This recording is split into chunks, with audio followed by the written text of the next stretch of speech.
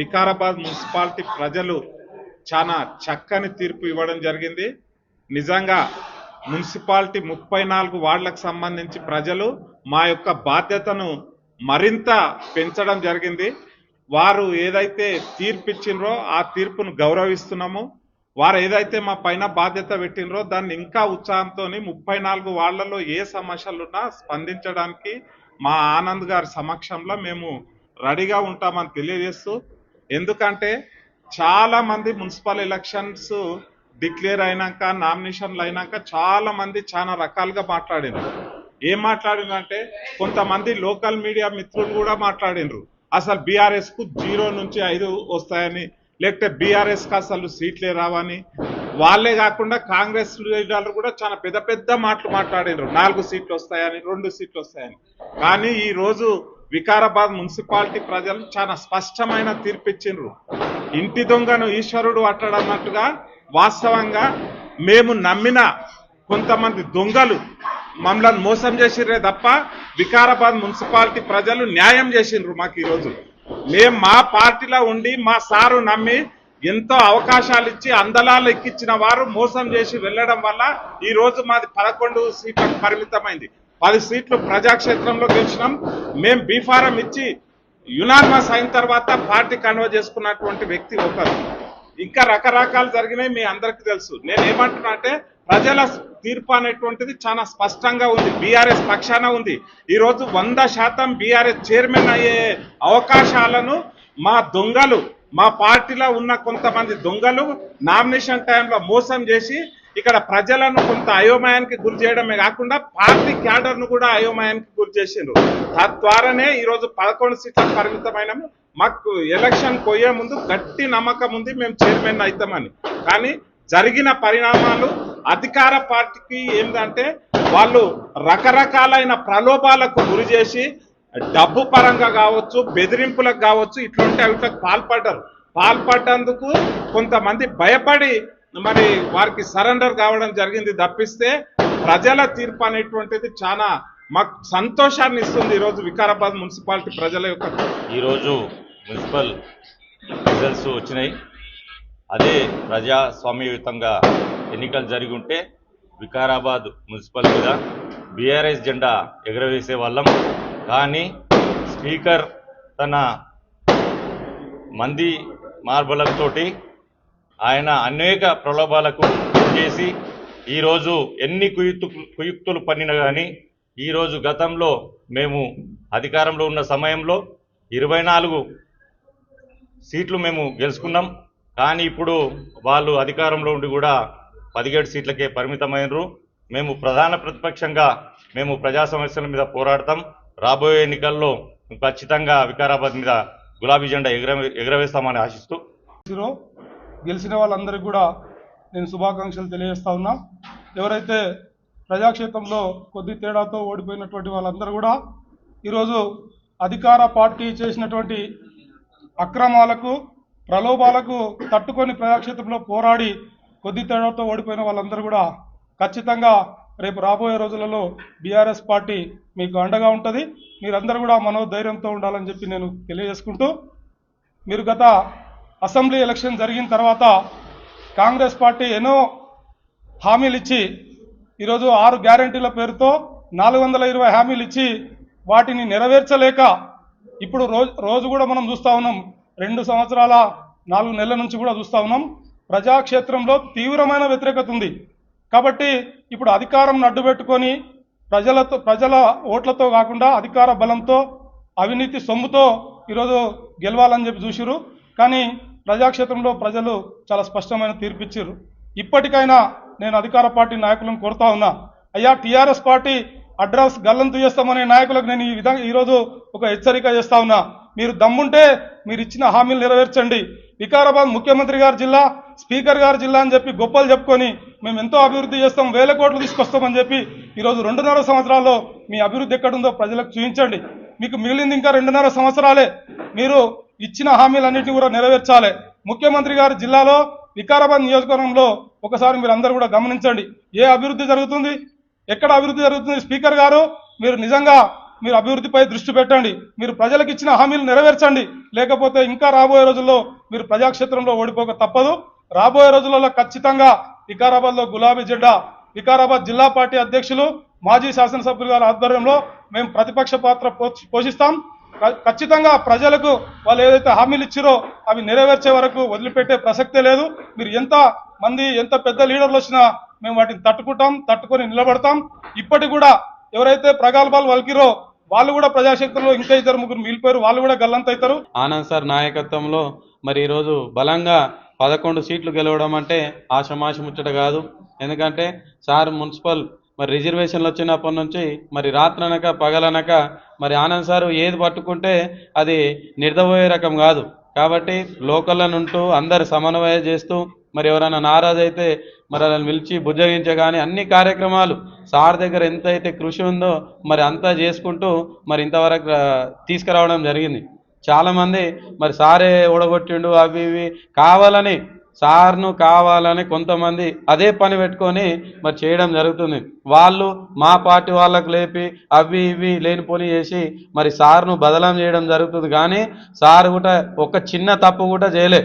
ఎందుకంటే రుజువు చేయడానికి ఏం లేదు, కానీ ఏదో అంటే కావాలని నిందలేస్తారు. అయినా కూడా జనాలు మరి వికారాబాద్ ప్రజలు చాలా మేధావులు. ఎందుకంటే మరి పోయిన ఎలక్షన్ మున్సిపల్ ఎలక్షన్లో మరి ఖాళీ శాసనసభ్యుడే ఉండే ఆనంద్ సార్, మరి ఓన్లీ ఎమ్మెల్యేనే ఉండే. మరి 24 సీట్లు ఒక ఇండిపెండెంట్ సీట్ గెలవడం జరిగింది. ఆ రోజు కాంగ్రెస్ పార్టీకి 7 సీట్లే రావడం జరిగింది, ఒక ఇండిపెండెంట్ ఒక బీజేపీ రావడం జరిగింది. కానీ ఇప్పుడు మరి 11 సీట్లు బీఆర్ఎస్, మరి 4 సీట్లు బీజేపీ, ఒకటి ఎంఐఎం, ఒకటి ఇండిపెండెంట్ రావడం జరిగింది. ఎందుకంటే 17 సీట్లతోటి ఈరోజు సమానమైన తీర్పు ఇవ్వడం జరిగింది వికారాబాద్ ప్రజలు.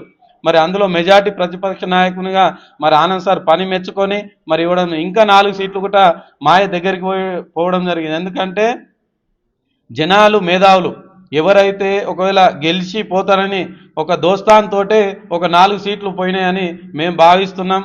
ఎందుకంటే మేము కూడా పరిశోధించుకుంటే మరి వార్డు సభ్యులు మరి ఎలక్షన్ కన్నా ముందే చెప్పారు, కొంతమందిని మీరు తప్పు నిర్ణయం తీసుకొని ఎంచుకున్నారు సార్, గెలిచినా కానీ అక్కడికి పోతారని చెప్పడం జరిగింది ఆనంద్ సార్కు.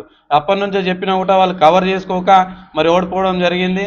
ఎందుకంటే మా పార్టీల నుండి మరి చాలా టైం వరకు ఉండి మరి ఇటువంటి ఎలక్షన్లోనే సార్కు పదవులు పొంది అన్ని పదవులు ఉండి సార్ దగ్గర మంచిగా నటించి అన్ని చేసి మరి పార్టీకి నమ్మకం రోజు చేసినందుకే ఈరోజు మున్సిపల్ ఎన్నికలు మేము పోగొట్టుకున్నాం. లేకపోతే 100% మున్సిపల్ మాదే.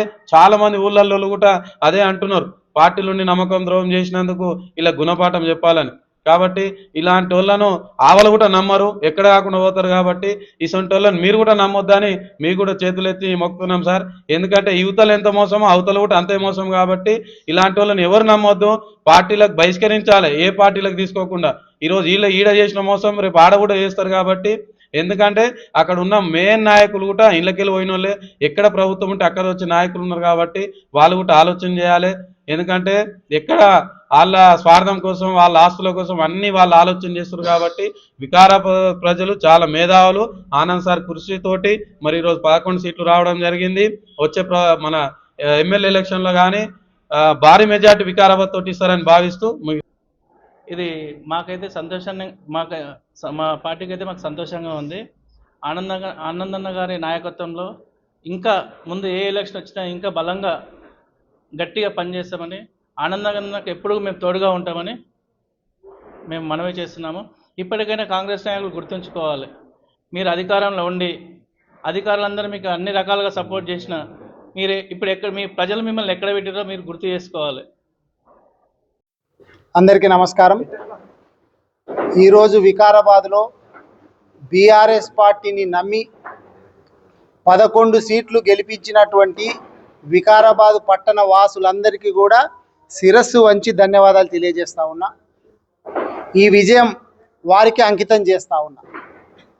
అధికార పార్టీ వాళ్ళు ఎన్ని ప్రలోభాలకు గురి చేసినా, ఎన్ని కేసులు పెడతామని చెప్పి భయపెట్టించినా, వాళ్ళ అధికారుల చేత అక్రమాలు చేయించిన, స్పీకర్ గారు గల్లీ గల్లీ తిరిగిన, డబ్బుల పంపిణీ విచ్చలవిడిగా చేసిన, మందు పంపిణీ విచ్చలవిడిగా చేసిన, అక్రమంగా మా ఊళ్ళని తీసుకుపోయి కండువాలు వేసిన, మొత్తం విడ్రాల్స్ అయిపోయి మా క్యాండిడేట్లని భయభ్రాంతులకు గురి చేసి కండువాలు వేసినా, ఇన్ని చేసినా కానీ వికారాబాదు ప్రజలు మా వైపు నిలబడరు కాబట్టి నిజంగా వాళ్ళకు శిరస్సు వంచి ధన్యవాదాలు తెలియజేస్తున్నాం.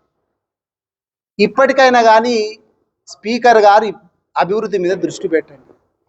మేము ఎమ్మెల్యేగా ఉన్నప్పుడు ఏమేం పనులు చేసుకొచ్చినామో చెప్తూ మేము ఓట్లు అడిగినాం.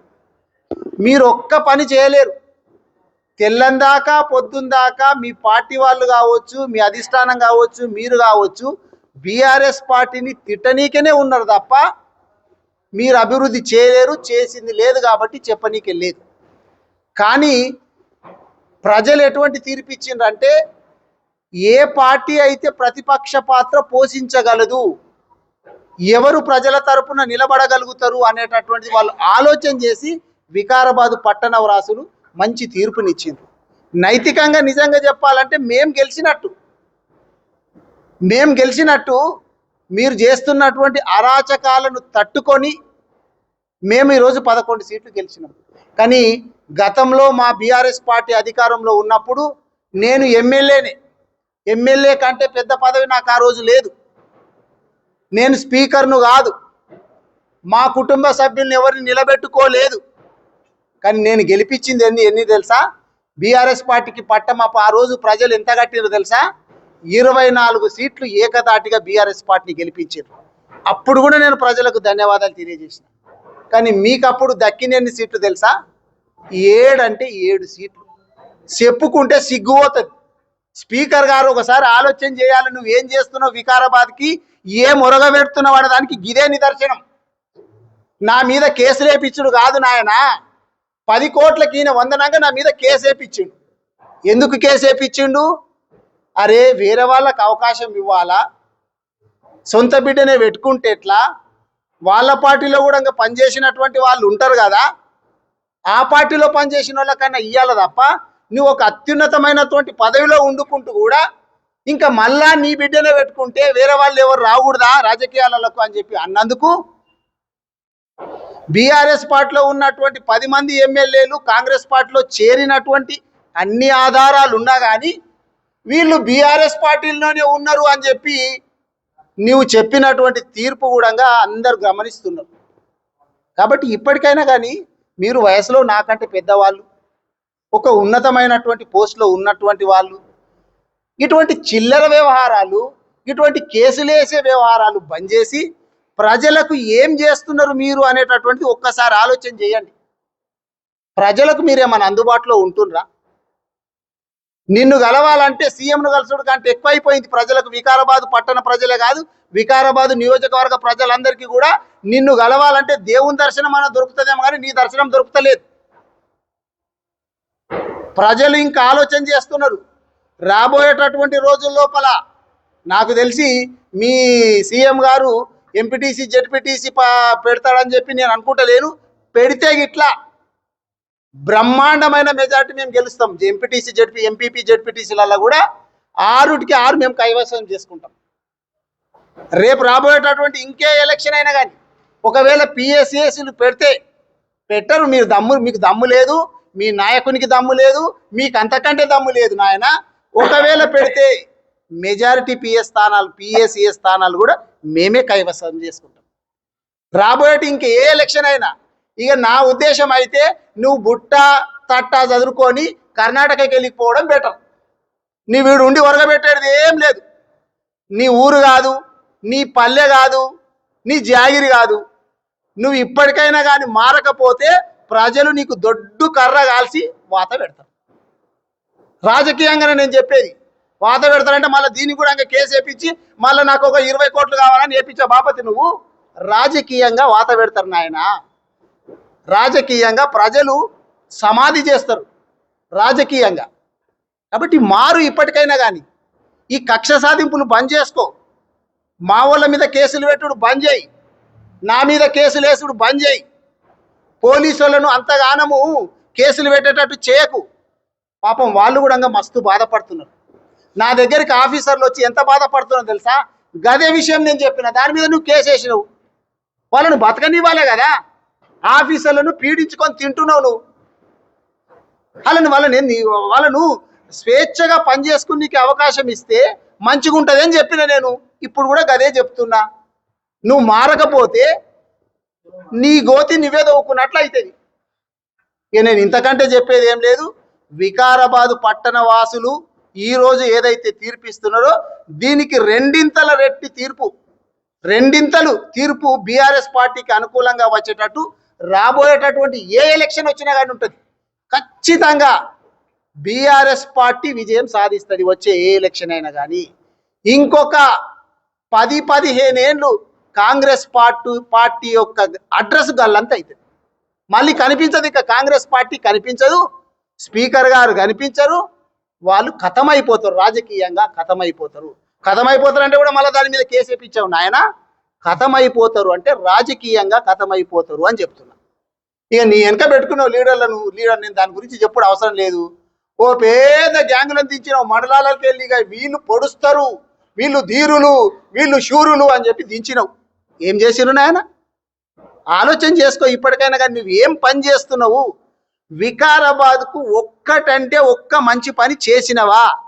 నువ్వు రాత్రికి నిద్రపోయేటప్పుడు గుండె మీద చేతి వేసుకొని ఒక్కసారి ఆలోచన చేయి. నేను ఏం పని చేస్తున్నా, ప్రజలు నాకు ఏం బాధ్యత అప్పగిచ్చిండ్రు, నేను ఇప్పుడు ఏం చేస్తున్నా, మంచిగా ఆలోచన చేయి. మీరు పెద్దవాళ్ళు, నాకంటే వయసులో పెద్దవాళ్ళు, అనుభవంలో పెద్దవాళ్ళు, ప్రస్తుతం పదవిలో పెద్దవాళ్ళు. కాబట్టి ఆ పదవి కన్నా మీరు గౌరవం ఇచ్చి ప్రజలకు అందుబాటులో ఉండండి, కార్యకర్తలకు అందుబాటులో ఉండండి. మీ కార్యకర్తలే మా కార్యకర్తలు అంటే వాళ్ళకు కూడా అందుబాటు. తిట్టుకుంటున్నారు నేను తెలుసా?